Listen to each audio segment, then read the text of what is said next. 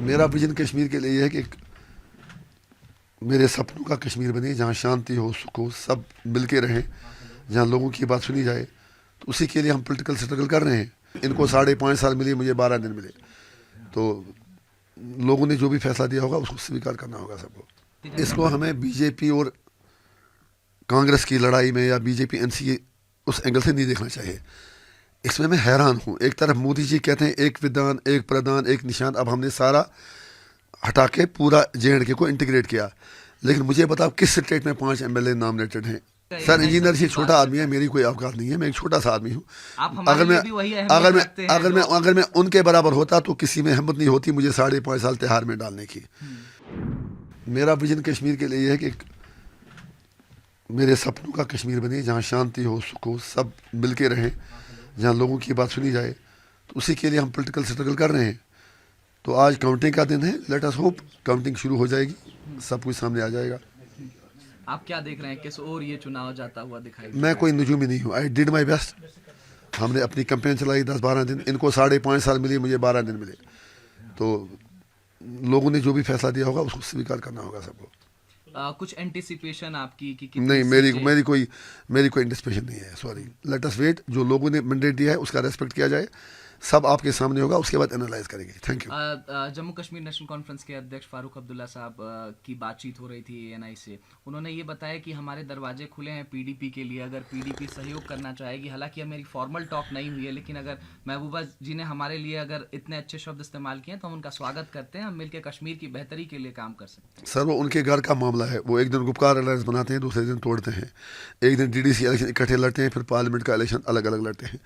उनका क्या भरोसा, वो आप उनसे पूछ लें, अपने मामले वो जाने। मैं उस पर कोई कमेंट नहीं करना चाहता। भारतीय जनता पार्टी के प्रदेश अध्यक्ष रविंदर रैना सुबह से यज्ञ कर रहे हैं। वो कह रहे हैं कि हमारी सीटें आ रही हैं, हम 46 पार करेंगे और हम इस बार सरकार बना रहे हैं। कश्मीर में नया कश्मीर हम बनाने की तैयारी कर रहे हैं। उनको मुबारक हो। अगर उनको 46 सीटें आती हैं तो फिर मैं इतना कहूँगा 7 और 7 25 होते हैं। तो आप क्या कह रहे हैं कि अब या ये असेंबली इलेक्शन हंग असेंबली की तरफ जाता हुआ? मुझे कोई, आई एम नॉट ए, मतलब मैं कोई भविष्यवाणी करने वाला हूँ नहीं, मैं अंतर्यामी हूँ नहीं। अभी 2 घंटे वेट कीजिए। आप इतनी जल्दी क्यों है? वेट कीजिए, काउंटिंग शुरू हो जाएगी, पता चल जाएगा। कुछ लोग कह रहे हैं कि अभी तो मैच भी स्टार्ट नहीं हुआ है, अभी रिजल्ट भी नहीं आया, लेकिन 5 जो रन है वो ऑलरेडी भारतीय जनता पार्टी के खाते में, क्योंकि नॉमिनेटेड मेंबर्स भारतीय जनता इसको हमें बीजेपी और कांग्रेस की लड़ाई में या बीजेपी एनसीए उस एंगल से नहीं देखना चाहिए। इसमें मैं हैरान हूँ। एक तरफ मोदी जी कहते हैं एक विधान, एक प्रधान, एक निशान। अब हमने सारा हटा के पूरा JNK को इंटीग्रेट किया। लेकिन मुझे बताओ किस स्टेट में 5 MLA नॉमिनेटेड हैं? इस तरह मोदी जी ने एक नया स्पेशल स्टेटस JNK को दिया। दूसरी बात, कश्मीरी पंडित इलेक्शन भी लड़ते हैं, वोट भी डालते हैं, तो नॉमिनेशन किस लिए? POK रिफ्यूजीज जिनको कहते हैं, उनका वोटिंग राइट भी है, पैकेज भी दिए, सब कुछ किया, तो सीट किस लिए? ये यहाँ की डेमोग्राफी को चेंज करने की तरफ उनका कदम है। मुझे अफसोस है कि 5.5 साल NC, PDP, रीजनल पार्टीज, उन्होंने उस पर कोई बात ही नहीं की। बिल्कुल अनएक्सेप्टेबल है, अनडेमोक्रेटिक है, अनकॉन्स्टिट्यूशनल है। ये होना ही नहीं चाहिए। मेरा इतना मतलब है कि होना ही नहीं चाहिए।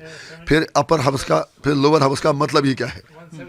इंजीनियर साहब, आपने ये चुनाव देखा जो 10 बरस के बाद, आप इतने अनुभवी नेता माने जाते हैं। मैं कहाँ अनुभवी? मैं तो अभी 10 साल हो गए सियासत में, 5 साल में जेल में मैंने गुजारे। अनुभव जिनके पास है तो उनसे आप पूछते नहीं। हाँ, बताएं। आपने जब ये चुनाव देखा 10 बरस बाद घाटी में, तो क्या कुछ नयापन दिखाई दिया आपको? आज तो कश्मीरियों की बेबसी, कश्मीरियों की हेल्पलेसनेस, हिंदुस्तानी मीडिया की गुंडागर्दी आज कश्मीरियों के आके मुंह में माइकें घुसा रहा है। ये तो बताओ, ये तो बताओ। 5.5 साल किसी ने घास भी नहीं डाली, कुत्ता भी नहीं पूछा कश्मीरियों को। आज आप सिर्फ, आपसे मतलब आप पर्सनल नहीं, डोंट टेक अदरवाइज। नहीं तो सर सबकी मैं सर मैं ओवरऑल कह रहा हूँ। आज मीडिया हाउसेस सिर्फ ये देखना है कि कश्मीरी जिंदा हैं, मर गए हैं, तो बाकी कुछ बदला नहीं है। सर, हम ANI के तौर से कहना चाहते हैं कि हम इंजीनियर राशिद साहब के पास गए, महबूबा जी के पास गए, उमर अब्दुल्ला साहब के पास गए, कांग्रेस में गए, हम हर जगह। सर, इंजीनियर से छोटा आदमी है, मेरी कोई औकात नहीं है, मैं एक छोटा सा आदमी हूँ। अगर मैं उनके बराबर होता तो किसी में हिम्मत नहीं होती मुझे 5.5 साल तिहाड़ में डालने की। मैंने कुछ अपराध किया नहीं, पॉलिटिकल प्रिजनर हूँ, और पूरे देश में ऐसे पेश किया गया जैसे मैं कोई बहुत, मैं आगे कुछ नहीं कहना चाहता हूँ। कोई बात नहीं, टाइम मिल जाए। हम ऐसा नहीं कह रहे, लेकिन इंजीनियर साहब को कई लोग किंग मेकर बना रहे हैं, कह रहे हैं कि इस बार सरकार किसी की भी हो, सरकार बनाएंगे इंजीनियर राशिद। मैं ऐसा कुछ भी नहीं सोचता, न मुझे ये परेशानी है। मैंने बार बार आपसे कहा, मैं MP बना हूँ लोगों के वोट से। हमने पार्टी बनाई, हमें रजिस्ट्रेशन नहीं दी गई, हमें कॉमन सिंबल तक नहीं दिया गया। हमें इतना पता है हमें अच्छे वोट मिल रहे हैं, सीटें कितनी मिलेंगी आई डोंट नो। अगर आज कोई सरकार बन जाती है, नंबर्स आ जाते हैं, चाहे वो भारतीय जनता पार्टी के पास आए, चाहे NC कांग्रेस में आए, तो आप या फिर PDP के पास आए, तो आप उनसे क्या कहना चाहेंगे? इंजीनियर राशिद का मैसेज क्या होगा? आप 4 दिन बाद अब कश्मीर में भी नहीं रहने वाले। मेरा मैसेज उनके लिए ये होगा कि इक़्तिदार आता है जाता है, पावर कोई परमानेंट चीज़ नहीं है। जब भी कोई इक़्तिदार में बैठता है, सिंहासन में बैठता है, उसको लगता है कि मैं कभी छूटूंगा नहीं। यही रिक्वेस्ट करूंगा हाथ जोड़ के कि मेहरबानी करके जम्मू कश्मीर एक साधारण स्टेट नहीं है। एक तरफ पाकिस्तान है, चाइना है, इंडिया है, बाकी लोग हैं, दुनिया की नज़रें इस पर हैं, स्टेट एक्टर्स हैं, नॉन स्टेट एक्टर्स हैं। कश्मीर के लोगों पर कृपया कीजिए, उन्हें जीने दीजिए, उन्हें सांस लेने दीजिए, उनके अधिकार दीजिए, उनको इंसान समझिए। इसको हिंदू मुस्लिम मत बनाइए, इसको आप एक मानवता की हैसियत से देख लीजिए।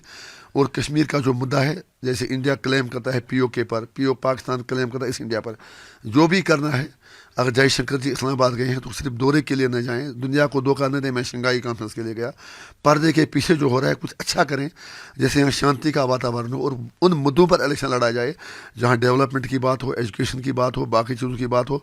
लेकिन जब मारा मारी हो, जहाँ अपसफा लगा हो 35-37 साल से, जहाँ 1 लाख लोग कब्रों में सोए हों, जहाँ कश्मीरी पंडित बाहर हों, जहाँ करना, कैरन, उड़ी, मत्सल के हज़ारों फैमिलीज पाकिस्तान भाग गए हों, वहाँ आप सियासत की क्या बात करेंगे?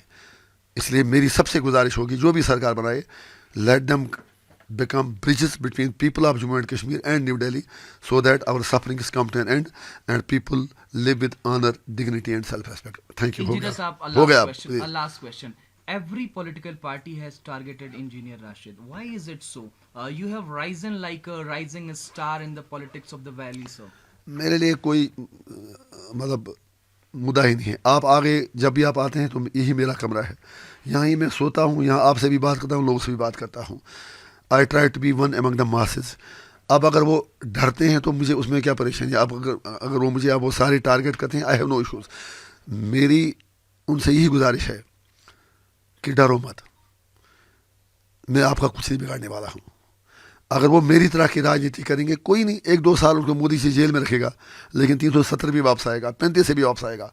वो शब्दों के खिलाड़ी हैं, मैं काम करने वाला हूँ। फ़र्क इतना है, आगे अभी इब्तिदाई इश्क है, रोते हैं क्यों, आगे आगे देखिए होता है क्या। For exclusive and insightful videos, subscribe to our new channel ABP Live Premium.